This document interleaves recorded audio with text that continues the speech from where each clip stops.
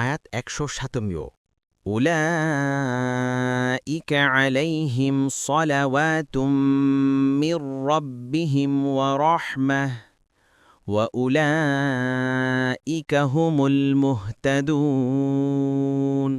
অনুবাদ: ইরাই তারা যাদের প্রতি তাদের রবের কাছ থেকে বিশেষ অনুগ্রহ এবং রহমত বর্ষিত হয়, আর তারাই সৎপথে পরিচালিত।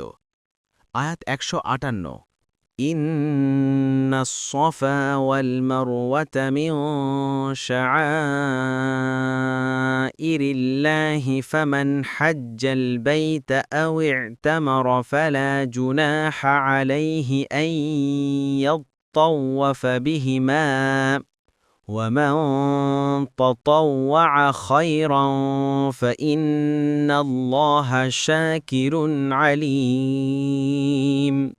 অনুবাদ: নিশ্চয়ই সাফা ও মারওয়া আল্লাহর নিদর্শনসমূহের অন্তর্ভুক্ত। কাজেই যে কেউ ঘরের হজ বা ওমরা সম্পন্ন করে, এই দুটির মধ্যে সাঈ করলে তার কোনো পাপ নেই।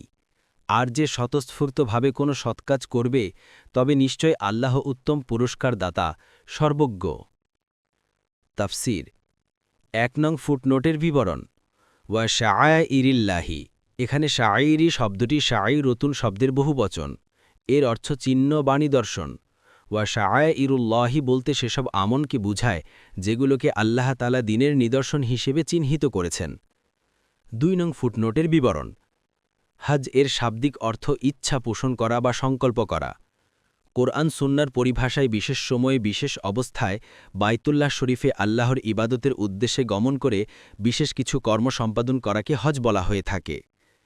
৩ নং ফুটনোটের বিবরণ। ওমরা শব্দের অভিধানিক অর্থ দর্শন করা।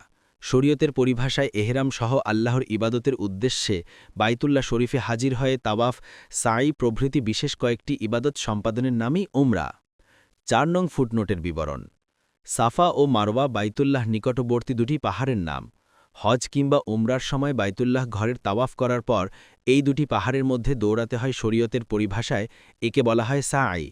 জাহিলি যুগেও যেহেতু এই সাঈর রীতি প্রচলিত ছিল এবং তখন এই দুটি পাহাড়ের মধ্যে কয়েকটি মূর্তি সাজিয়ে রাখা হয়েছিল, এজন্য মুসলিমদের কারো কারো মনে একটা দ্বিধার ভাব জাগ্রত হয়েছিল যে বোধহয় এই সাঈ জাহিলি যুগের কোনো অনুষ্ঠান এবং ইসলাম যুগে এর অনুসরণ করা হয়তো গুনহার কাজ। কোনো লোক যেহেতু জাহিলি যুগে একে একটা অর্থহীন কুসংস্কার হিসেবে মনে করতেন, সেজন্য ইসলাম গ্রহণের পরও তারা একে জাহিলি যুগের কুসংস্কার হিসেবেই গণ্য করতে থাকেন।